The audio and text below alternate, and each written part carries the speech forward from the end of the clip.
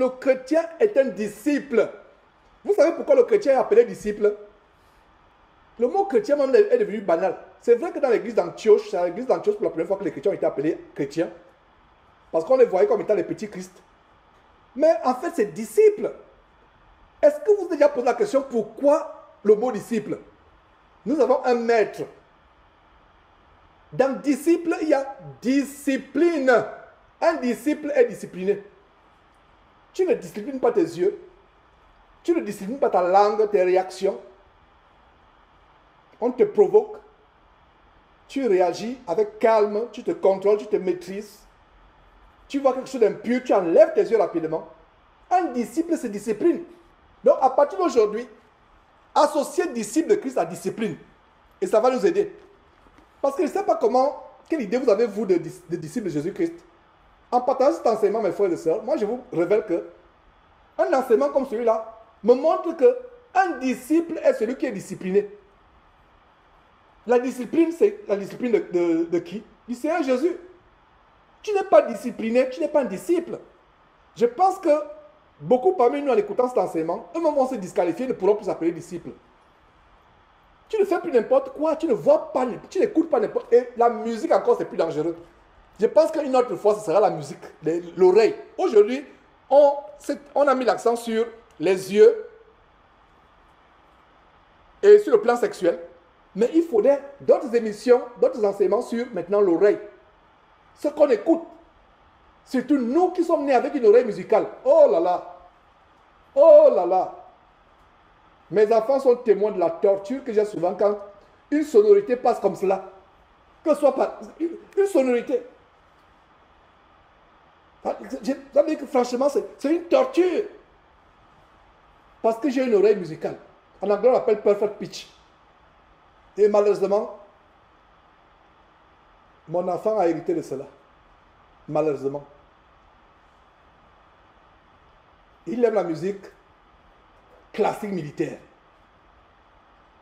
C'est un problème qu'il a. La musique classique, l'orchestre, il est là, il est discipliné dans beaucoup de choses. J'admire sa discipline. Cet enfant a une discipline. Quand il veut se discipliner dans les études, oh là là, il est discipliné. Mais c'est la musique classique militaire. Et je le comprends. Quand il est né, à l'époque, je venais de commencer le boulot, j'ai dit à un collègue que my son has the perfect pitch. On appelle ça en anglais perfect pitch. Et quand je leur dis, quelqu'un s'est retourné, il me dit sur 1 million, il y a peut-être 2 ou 3 qui ont ce perfect pitch. Je ne sais pas si moi j'ai le perfect pitch, mais quand une musique passe, quand c'est faux, je sais que c'est faux. Quand quelqu'un joue, il a dégagé, même si c'est un grand pianiste, quand même si une fraction, il est sorti un peu, tout petit peu de la gamme, ça sonne mal à mes oreilles. Mais Dieu m'en a délivré et je pense que ce n'est plus comme c'était avant. Donc il est avec ça, ça veut dire quand il naissait, la musique, il pouvait dormir profondément. Et à l'époque, quand il naît, votre frère Jean n'était pas encore le frère Georges que je suis aujourd'hui. Je me débarrassais de beaucoup de choses, excepté le jazz. J'aimais beaucoup le jazz. Donc je mets le jazz, il se réveille. Il a tenté, il avait 1 mois, 2 mois, on a observé cela. Et finalement, j'ai compris qu'il avait le perfect pitch. Et c'est quelque chose avec lequel il bagarre. Il est en train de m'écouter, il est juste en face de moi. C'est pas facile. De tout ce qu'il pouvait prendre de moi, c'est ce qu'il a pris. Et lui, c'est plus grave parce que c'est le perfect. On appelle ça perfect pitch. 1 million de personnes. C'est peu de personnes dans le monde qui ont ça. Il a l'oreille musicale. Il me dit, papa, j'ai besoin d'une clarinette. J'ai souri dans mon cœur. Il commence le boulot lundi. Il a eu son premier boulot. Et je donne son témoignage. Il a eu le boulot, c'est le premier boulot qu'il aura dans sa vie, le boulot de vacances. Il a fait une interview.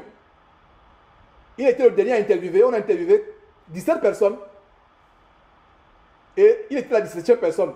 Dès qu'on a interviewé, je l'ai déposé. C'est le nom de la maison. Je l'ai déposé.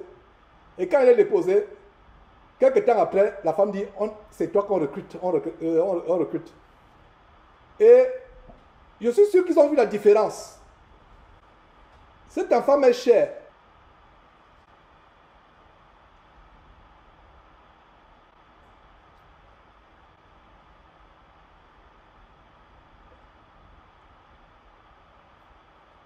Le micro ne s'est pas coupé.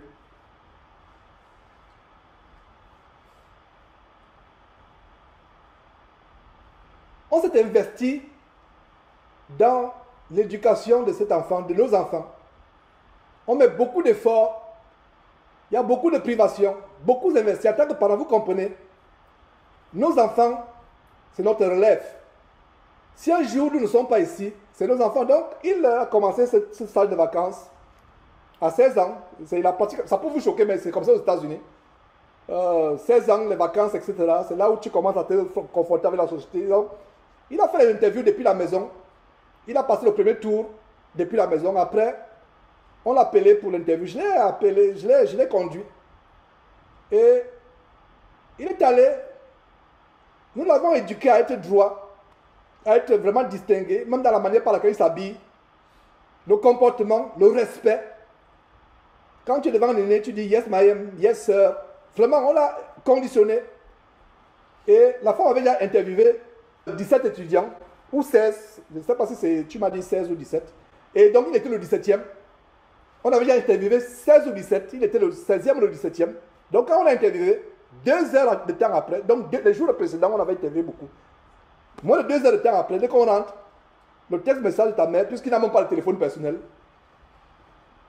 Donc, c'est par sa mère, le téléphone de sa mère qui communique et on a dit, c'est toi qu'on a admis. On a rendu grâce à Dieu et après, plus tard, j'ai dit, quelle est ta première réaction? Est-ce que tu es allé dans ta chambre?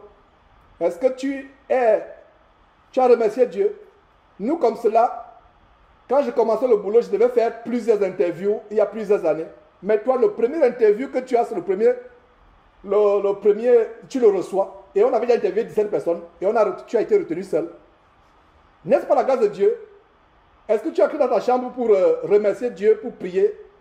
Il me dit, je l'ai fait. Alors, pourquoi je parle de cela? Après, il me dit, papa, je pense que quand je vais commencer à avoir mon salaire, j'ai toujours pensé avoir une clarinette. Ah, j'ai dit, mon fils, pourquoi tu vas avoir une clarinette pour faire de la musique? Je lui ai dit, est-ce que tu sais que la musique, c'est pour glorifier Dieu? Toute musique qui ne glorifie pas Dieu ne vient pas de Dieu. Le but de la musique. Et j'ai compris qu'en fait, c'est l'addiction qu'il a avec cette musique. Et il a pris ça de moi. Et ce n'est même pas la musique, c'est le rap, etc. C'est la musique militaire, classique. Des heures et des heures de fois, j'entends une musique, je dis, mais qu'est-ce que tu es en train de suivre? C'est la musique. Je ne trouve pas ça tellement dévastateur, mais je ne trouve pas ça aussi innocent. Avec le diable, il n'y a rien d'innocent, je vous assure. Ça peut être propre aux oreilles, musicalement. Ça peut être décent, mais ça peut être même plus dévastateur que le dombolo, que le rap. Est-ce que vous me comprenez? Alors, il me dit, je vais avoir une clarinette. Je dis, non.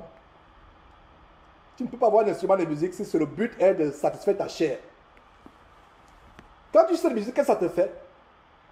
Oh, ça me fait du bien. Je sens, et je comprends, quand on a ce jugement, en fait, et tu suis les musiques compliquées. Parce que la musique classique militaire, il y a la musique classique, il y a aussi la musique classique militaire. Même des frères qui sont musiciens parmi nous, quelle idée d'aller sur la musique classique militaire. Et il est tellement passionné par ça. Ils sont là, une orchestre philharmonique, ils sont là en tenue, ils jouent. Et j'ai essayé de le convaincre, c'est pas ce mais je pense qu'il a besoin de prière pour que c'est quelque chose qu'il est né avec. Et je pense que la délivrance est déjà là. Mais, comme je l'ai dit au début de l'enseignement, la vraie délivrance, c'est la discipline. Ce sera difficile au début, mais à force de... Et ce n'est pas... Peut-être quelqu'un parmi vous a le même cas que lui. La musique est dangereuse, il y a le sexe la musique. Donc, quand vous suivez une sonorité, fermez. Commencez à vous discipliner. C'est là où la délivrance vient. Alors, je lui ai dit, et je profite de son témoignage pour vous donner les conseils que je lui ai donnés. Ça peut aider quelqu'un qui me suit.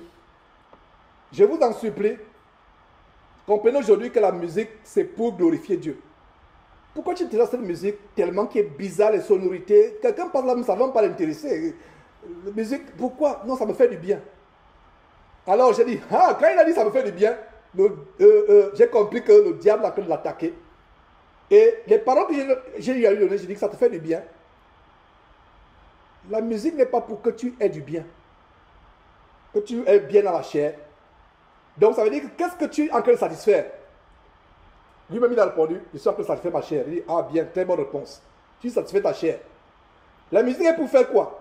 Pour glorifier Dieu et non pour satisfaire ta chair. Quand tu satisfais ta chair devient Dieu pour toi. Est-ce que vous commencez à comprendre, frères et sœurs? Donc, quand tu fais la musique pour satisfaire ta chair, tu es en train de dire inconsciemment que ta chair a pris la place de Dieu.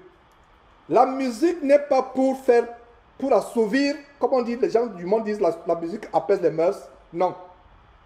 Fais du bien à la chair. Et si tu joues la musique,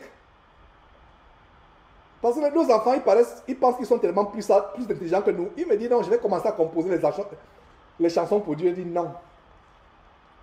Dieu n'est pas glorifié. La loi de Dieu, il faut des paroles. Tu joues les instrumentaux, tu vas dire que je vais composer la musique pour glorifier Dieu. C'est une ruse du diable. Parce que le diable est dans ton cœur, il te dit, tu vas glorifier Dieu par ta musique. Non, ne t'en fais pas, jeune homme, n'écoute pas ce que ton père te dit. Avec la musique, tu peux glorifier Dieu. La musique céleste au ciel. Et laissez-moi vous dire que Satan, dans sa composition, les instruments de musique faisaient partie de sa composition. C'est pour ça que la musique et vous-même, mes frères et sœurs qui m'écoutez, il y a des fois, par hasard comme ça dans un supermarché ou dans la rue, ou même par hasard, tu suis une sonorité et voilà toute une page de ton passé qui est ouverte. Et bien des fois, cette page c'est quoi? De ton passé, ce n'est pas des choses gaies. C'est l'abomination sexuelle, c'est la dévo sexuelle, c'est l'ivrognerie. Bien des fois, et tu commences à penser aux ex, tu commences à penser à l'ancienne vie que tu as menée à cause d'une sonorité. C'est le même qu'avec le parfum. Surtout les parfums de grande marque où ils font les invocations démoniaques, c'est la même chose avec la musique. Une sonorité, tu deviens nostalgique et triste subitement. Tu as l'impression de voir tout ton passé, tu vois comment tu étais, tu vois comment... Et la nostalgie te gagne et comment Satan t'attaque. C'est pour ça que vous devez avoir le discernement. Je pense que c'est un combat que j'ai avec cet enfant. Nos enfants, c'est vraiment quelque chose de tellement grand parce que le diable fait tout et tout pour les attaquer. Peut-être que je vous partagerai mon témoignage en tant que père par rapport à ce garçon, notre premier garçon. Le diable a tout fait pour détourner cet enfant. Mais aujourd'hui, on peut voir comment Dieu a eu pitié de nous. Les jeux vidéo, les choses terribles, vraiment détourné. J'ai mis une pause parce que vraiment, au moment, j'étais tellement... L'émotion a gagné mon cœur parce qu'en fait, il était en train de rendre grâce à Dieu du long chemin. Du long chemin qu'on a pris pour mettre cet enfant sur la voie droite. Parce que la Bible dit que si quelqu'un ne sait pas prendre soin de sa propre maison, comment prendra-t-il soin de l'église de Dieu? Ça dit que si, surtout pour nous qui voulons servir à la prédication, servir dans un ministère, être berger, etc., notre maison doit être un modèle. Et bien des fois, ce n'est pas le cas. Le diable passe par nos enfants pour les tribler, pour nous attaquer. Et j'ai expérimenté la délivrance, c'est tout un aspect de notre vie, notre famille, que je vous partage. Et la raison étant que ça peut édifier notre père. Ça peut édifier une mère qui est là. Ça peut vous édifier, ça peut vous encourager que l'espoir est là. On a vu le bout du tunnel parce qu'on a été ferme avec les enfants. On a été dur, sévère. En même temps qu'on était sévère, on manifestait beaucoup d'amour. On continue à manifester beaucoup d'amour, mais ils savent qu'on est sévère, qu'on ne tolère pas les choses. Et on a vu comment le diable luttait contre ce garçon. Il luttait, il bagarrait. Mais on a vu comment, à cause de ces enseignements, par exemple l'étude de Proverbes qu'on a faite, qui a béni beaucoup de jeunes, et même avant cela, on a vu comment l'enfant a commencé à revenir sur la voie droite, excepté la musique militaire, qui est un véritable combat. Donc c'était une parenthèse, mes frères et sœurs, pour nous édifier, nous encourager. La Bible dit, instruis l'enfant selon la voie qu'il doit suivre. Devenu grand, il ne s'en détournera pas. Ma soeur, toi qui me suis actuellement, tu as un enfant qui donne les maux de tête. Tu as un enfant qui donne les cauchemars. Ne te décourage pas. Continue à prier pour lui. Continue à lui dire la parole. Même si tu es une femme, une femme ne peut pas enseigner, surtout quand ton enfant est grand. Mais tu peux lui dire non, il n'est pas bon pour toi de passer le temps sur Internet. Il n'est pas bon pour toi. Continue à dire cela. Il n'est pas bon pour toi de marcher avec les mauvaises compagnies, avec les gens qui fument, avec les gens. Il n'est pas bon pour toi. Continue à parler. Sœur, ne te décourage pas. Qu'il soit fatigué, continue à parler, continue à lui donner des conseils. Et en même temps que tu donnes les conseils, prie Dieu pour lui. Combien de temps tu as mis les genoux par terre pour ton enfant? C'est pour ça que quand on voit comment l'enfant, le diable a lâché notre enfant, c'est pour ça que vous avez eu l'impression que mon micro était coupé. Non, le micro n'était pas coupé. C'est qu'à un moment, on a lutté contre le diable pour cet enfant. Mon épouse, peut-être, je pense que c'est elle qui pourra témoigner un jour. On a lutté. Tant que le diable veut nous voler l'enfant. Mais l'enfant a été remis sur les rails. Je ne vais pas dire publiquement ce que je pense de lui pour que sa tête ne s'enfle pas d'orgueil, pour qu'il ne se dise pas non, mais tout ce qu'elle peut dire, c'est que je rends grâce à Dieu. Ce n'était pas facile. Tu sens comment le diable se manifeste à l'enfant. Se manifeste à l'enfant. C'est pour ça qu'on conseille, faites attention avec les gens que vous fréquentez. Même les faux frères. Parce que si tu as des frères et des sœurs qui n'ont pas le même niveau de discipline, ils peuvent être une porte d'achoppement pour votre enfant. Notre enfant a eu une grande porte d'achoppement. La porte a été fermée il y a plusieurs années, mais ça avait laissé des dégâts. Et le diable a utilisé ces dégâts. Il a fallu de discipline, beaucoup de prières, beaucoup de discipline, beaucoup d'exhortation pour que cette porte soit fermée et que les dégâts qui ont été faits partent. Et aujourd'hui, on peut rendre grâce à Dieu. Et je peux dire que j'ai retrouvé le garçon que je voulais avoir. C'est une longue histoire.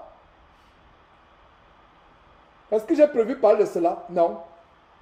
Si Dieu me met à cœur de dire quelque chose, d'abord c'est pour sa gloire. Ça ne peut pas pour la gloire de Georges ou pour la gloire de l'enfant qui est au centre de cette histoire. C'est pour la gloire de Dieu. Imagine le premier garçon que vous avez, tout l'espoir que vous avez sur lui. Et en ce qui me concerne, prédicateur de l'évangile, mon plus grand soin, c'est que mon enfant ait la crainte de Dieu, qu'il soit balayé de rue, qu'il soit le dernier de la société. Ses études ne m'impressionnent pas. À moins, sinon, être discipliné en même temps des études, c'est aussi un degré de discipline que je recherche à mes enfants. Mais ce qui est plus grand, c'est la crainte de Dieu. C'est l'honnêteté, la droiture. Éviter le mensonge, éviter la fraude. Ne pas avoir le sexe avant le mariage. Le respect de ses parents. Et aujourd'hui, après plusieurs années de combat, j'ai retrouvé un enfant. On le tirait à la corde. Le diable tirait d'une main, je tirais d'une autre main. Ça a duré au moins 3 ans comme cela. Et aujourd'hui, nous avons la victoire. Cet enfant est revenu sur les rails.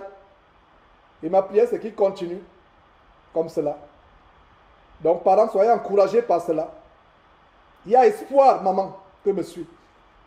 Il peut arriver que par tes fautes plus tard, et par tes fautes passées plus tard, tu te retrouves seul en train d'élever des enfants. Il y a espoir.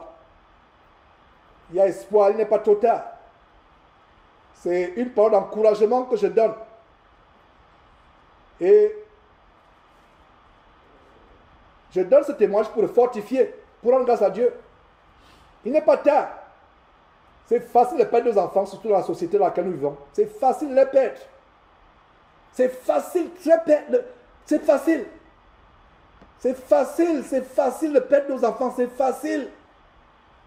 Internet, les mauvaises compagnies, une mauvaise compagnie. Et ça, c'est quand l'enfant avait 4 ans, 3 ans.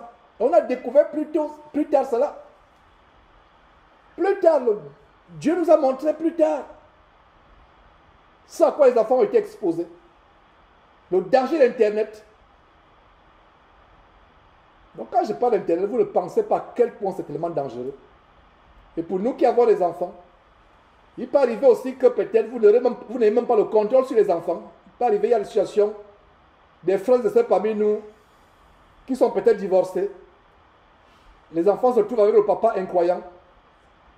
Ou les enfants se retrouvent avec la maman incroyante. Frères, sœurs, continuez à prier. Si tu peux passer le temps avec les enfants, même les 2 heures que tu passes avec les enfants, peu importe à qui le juge a confié les enfants. Parce qu'il y a beaucoup de situations, mes frères et sœurs. Je ne pourrais pas quitter ce monde dans la paix. Je dis à mes enfants que je ne pourrais pas quitter ce monde dans la paix pour aller attendre le retour du Seigneur Jésus-Christ en sachant qu'un d'eux n'est pas dans la voie du Seigneur. C'est le plus grand échec de ma vie. La plus grande douleur. Je dis souvent que je suis tellement radical avec mes enfants. Si un ne marche pas droit, surtout les filles que j'entends que ma fille a été déviergée délibérément, volontairement, le courant, ça s'est fini ce jour-là. Ce n'est pas possible. Pourquoi? Parce que je l'ai averti des années, ce n'est pas que je ne l'ai pas averti. Mais en même temps, c'est là la tristesse. Et en même temps que c'est là la tristesse, je vais dire, Seigneur, si tu peux sauver cette âme, c'est-à-dire que je la remets entre tes mains. Il y a beaucoup de situations, nous parents, oui, cet enseignement n'était pas supposé arriver là où il est arrivé. Mes frères, donc vous voyez comment Dieu nous aime. Dieu peut nous fortifier. Hein? Dieu nous aime tellement. Et il nous fortifie. La plupart d'entre nous avons des enfants. La plupart d'entre nous, certains parmi nous, pas la plupart nous avons des enfants, mais certains d'entre nous sommes dans des situations compliquées telles qu'un divorce, une séparation. Les enfants qui sont élevés sans le père ou que la mère n'est pas là, le papa élève les enfants seuls, la maman élève les enfants seuls, ou alors on a droit aux enfants peut-être 1 fois, 2 fois. Il y a espoir. Priez pour les enfants comme vous n'avez jamais prié de votre vie. Notre Dieu est fidèle. Certains peuvent voir la délivrance après 4 ans, 5 ans, comme ce fut notre cas. D'autres peuvent voir la délivrance après 50 ans. Il peut m'arriver que tu quittes cette terre dans la souffrance, ayant laissé un enfant rebelle, un enfant débauché. Mais 20 ans après que tu aies quitté cette terre, l'enfant devient un de ces prédicateurs qui va vraiment apporter la lumière et l'encouragement à d'autres personnes. Qui sera même plus zélé dans l'évangélisation, dans la dénonciation des œuvres, 100 fois plus que votre frère Georges qui vous parle actuellement. Donc, j'ai ouvert une grande parenthèse pour vous partager ce témoignage, pour vous encourager. Le diable s'attaque à nos enfants. Faisons notre part. Ne soyons pas tolérants. Ne soyons pas tolérants. Ne tolérons pas le péché. Soyons sévères quand il faut être sévère. Soyons aimants quand il faut être aimant. Ne soyons pas des dictateurs au point où l'enfant te voit, quand il te voit, il a peur de toi comme il a peur d'un monstre. Ce n'est pas de cette peur-là. La peur que j'ai de Dieu, ce n'est pas la peur d'un monstre. Je vous explique la peur que j'ai de Dieu. La peur que j'ai de Dieu, c'est une crainte de telle manière qu'il m'a tellement aimé. Il est tellement merveilleux, tellement bon que j'ai peur de le décevoir. Je l'aime tellement que quand je fais quelque chose qui est mal, mon cœur est déchiré. Nous n'avons pas peur de Dieu comme d'un père fouettard. Il peut être un père fouettard, ne me comprenez pas mal. Notre Dieu peut être un père fouettard, très fouettard, même punir. Mais voyons notre Père comme étant quelqu'un qui nous a aimés. Ce qu'il a fait pour nous, nous sommes réunis aujourd'hui à cause de son amour. Il nous a délivrés de l'enfer à venir. Il nous a fait connaître son Fils Jésus-Christ. Alors la crainte de Dieu signifie que quand je veux faire quelque chose de mal, je l'aime tellement que je l'adore tellement que mon cœur est brisé quand j'ai enfreint un de ses commandements. Donc, aimons nos enfants. Passons beaucoup de temps avec eux. Sœur, frère, toi qui écoutes ce témoignage que je viens de donner, il y a espoir. Vous pensez que le diable s'attaque à qui? Les enfants à qui vous montrez la voie droite. Ah! Oh là là! Et la plupart des problèmes que nos enfants ont, des fois les parents incroyants, nos collègues, nos amis, nos membres de famille n'ont pas les mêmes problèmes. Nous qui avons décidé de proclamer haut et fort, moi et ma maison, nous servirons l'Éternel. Oh là là! Vous aurez tout ça le triple. Le diable a entendu. Il va passer par les enfants. Il lui a envoyé les mauvaises compagnies. Il va exposer tes enfants à des portes ouvertes comme ce fut notre garçon. C'est pour ça que je vous dis, faites attention à qui vous faites entrer dans votre maison. Faites attention. Si vous discernez qu'il y a un frère qui n'est pas sévère et dur avec ses enfants, qui permettent que les enfants suivent n'importe quelle musique, qui permettent que les enfants regardent n'importe quoi à la télévision, s'habillent n'importe comment. Vous savez quoi? Mes enfants ne pourront pas être en communication avec une telle personne. Je vais dire, frère, non, je ne peux pas. Je vais confronter le frère. Il va dire, non, frère. Et c'est ce que j'ai manqué de faire par le passé. Il y a des situations où on se disait, non, c'est la vie privée du frère, tu n'as pas envie de t'échanger. Mais à un moment, quand tu vois les conséquences, il faut frapper la main sur la table, dire, non, frère, écoute, nous sommes chrétiens, nous ne sommes pas chrétiens. Si nous sommes chrétiens, nous sommes des disciples de Jésus-Christ. Donc, disciple signifie que je vis discipliné. Je pense qu'il est question, tel que je vois, la manière par laquelle tu es laxiste avec tes enfants, ils peuvent jouer n'importe quel jeu, aller sur Internet n'importe comment. Il n'y a même pas de contrôle parental sur Internet, il n'y a rien, il n'y a rien. Ils font ce qu'ils font, ils peuvent danser n'importe quelle musique, s'habiller n'importe comment. Ça peut être un danger. Ça peut être un danger. Et les enfants, à un moment, vont se dire, mais pourquoi papa est tellement dur avec nous? Mais pourquoi quand on va chez tel, on est avec les enfants de tel, on voit tout. Ils ne peuvent pas comprendre. Ils ne peuvent pas comprendre, ils sont très petits pour comprendre. Plus tard, ils vont comprendre. Donc, faisons tellement attention. Terminons cet enseignement. Soyez bénis, soyez fortifiés, frères, soyez fortifiés. Ma soeur, je ne sais pas de qui je parle. Je ne vous connais pas tous individuellement ou personnellement parlant. Mais si le Seigneur a voulu que nous ouvrons cette parenthèse, c'est parce qu'il y a un besoin. Donc, sœur, reprends le sourire, reprends la paix dans ton cœur. L'espoir n'est pas fini. Dieu va remettre les enfants sur le droit chemin au nom de Jésus-Christ. Tes pleurs, tes cris ne seront pas en vain devant Dieu. Ta discipline ne sera pas en vain. Même si tu n'as pas fait ton travail par le passé, repens-toi et dis, Seigneur Dieu, j'ai fauté quelque part par rapport à mes enfants. J'ai fauté. Pardonne-moi. Peut-être moi j'ai été un scandale aux enfants. Et comment nous parlons pouvons scandaliser les enfants en les exposant sur Internet, en les exposant à regarder n'importe quoi à la télévision. Nous-mêmes, nous ouvrons les portes consciemment ou inconsciemment. Demande pardon à Dieu d'abord. Repends-toi.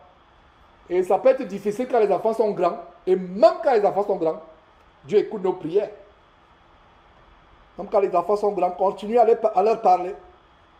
Continue à les avertir. Même s'ils ne vivent plus là à la maison, prenez le temps d'appeler pour dire, mon fils, c'est pas comme ça que tu dois agir. C'est pas comme ça que tu dois faire les choses. Parle, parle, parle. Ma mère pensait quand elle me parlait, je ne l'écoutais pas. Mais combien de fois vous m'avez entendu parler de ma mère, comment elle, chaque fois, elle criait. Et je vous avoue que elle pensait quand elle parlait, je n'écoutais pas. Surtout nos mères. Et seul en Christ, je vais te faire une révélation. Nous les hommes, nous écoutons nos mamans. Même si on a montré qu'on n'écoute pas. Même si on prend la parole, on veut se rebeller, on veut regimber, nous écoutons. Est-ce qu'un frère peut lever la main pour confirmer ce que Dieu est vrai? Même si on écoute, même si on dit, maman, ce que tu dis là, il y a le mystère du cordon ombilical, surtout nous les hommes. Voilà. Beaucoup de gens ont levé la main. Nous écoutons nos mamans, même si elles ont l'impression qu'on écoute, on écoute. Donc ma soeur ne te décourage pas. Ah, elle n'est plus à la maison. Mes enfants ne sont plus à la maison. Ils sont partis, ils sont grands. Prends le téléphone. Même s'il faut que tu appelles 3 fois par semaine pour parler. Que mon garçon, cette histoire de vin là, boîte de nuit, alcool, whisky, femme là, c'est pas bon. Dis, chaque fois, dis, ne te fatigue pas. Ne te fatigue, il y aura les résultats, ne te fatigue pas. Ne sois pas fatigué. Ne dis, oh frère, je suis fatigué. Que je n'entende pas ça de ta bouche, ma soeur. Que je n'entende pas ça de ta bouche, mon frère dit que je suis fatigué. Non, ne sois pas fatigué. Même s'il faut que tu t'évanouisses en lui disant cela, évanouis-toi. Mais tu ne vas pas t'évanouir au nom de Jésus-Christ. Parle tous les jours. Parle tous les jours. Tu ne peux pas évangéliser, tu ne peux pas dire la parole de Dieu, mais tu entends que ton fils qui est incroyant a une copine dehors. Dis, mon fils, ce n'est pas bon. Mon fils, ce n'est pas bon. Imitez la mère de Lémuel, le roi Lémuel. En Proverbe chapitre 31, comment sa mère lui parlait. Parlez incessamment. Parlez incessamment. Père, mère, parlez à vos enfants. J'ai un de mes enfants, c'est une fille. J'ai l'impression que quand je donne les conseils, c'est celle qui écoute le moins. Mais vous savez quoi? Je me suis rendu compte que c'est elle qui écoute le plus. Par comment? Par le mystère. J'avais l'impression que c'est elle. Parce qu'elle a une attitude particulière. J'ai l'impression que c'est elle qui écoute le moins. Mais je me suis rendu compte que c'est elle qui écoute le plus. Je me suis rendu compte. Donc ne te décourage pas. Il va te raccrocher au nez. Il dit, maman, vraiment, je ne veux plus. Ne m'appelle plus si c'est pour me dire cela. Prochainement, tu appelles. Quand tu finis par la conversation, tu dis, mon fils, laisse cette copine. Laisse cette copine, concentre sur ta femme. Laisse les mauvaises compagnies. Laisse la corruption. Laisse la fraude. Mon fils, contente de ton salaire. Continue à dire. Continue à dire. Ce n'est pas en vain. Terminons l'enseignement. Véritablement. Alors, on a vu donc comment, contrairement à Job, qui avait fait un pacte avec ses yeux, David n'a pas fait ce même pacte au point de tomber dans la débauche. Quelque chose de terrible. Et on a vu comment l'apôtre Paul est allé même plus loin. Lui, il a dit, le pacte c'est bien, mais je vais aller au-delà du pacte parce que je suis disciple de Jésus-Christ. Un disciple discipline son corps. Il le tient assujetti. Job n'était pas encore disciple de Jésus-Christ. Job ne connaissait pas les éléments de la discipline chrétienne que je vous enseigne. Donc, il pouvait tout simplement supplier ses yeux et dire, Dieu, œil droit et œil gauche, signons un pacte. Il a fait un pacte. Mais Paul vient plus tard, des milliers d'années plus tard, il dit, moi je suis disciple. Il n'y a pas de pacte. Vous, mes yeux là, vous allez mettre assujetti. Assujetti. Terminons avec l'histoire de Joseph et on va se séparer. Mes frères et sœurs. Genèse chapitre 39. Je vais lire cette histoire rapidement. J'aime tellement cette histoire et on a fait aussi l'étude approfondie de Genèse. Je rappelle ces études parce que je vous encourage à aller suivre et re-suivre et re-suivre ces études, les partager autour de vous. Elles seront publiées, republiées sur YouTube dans quelques jours. Mais il y a des chaînes qui ont quelques extraits de ces études. Alors, regardez un jeune homme. Et l'histoire de Joseph,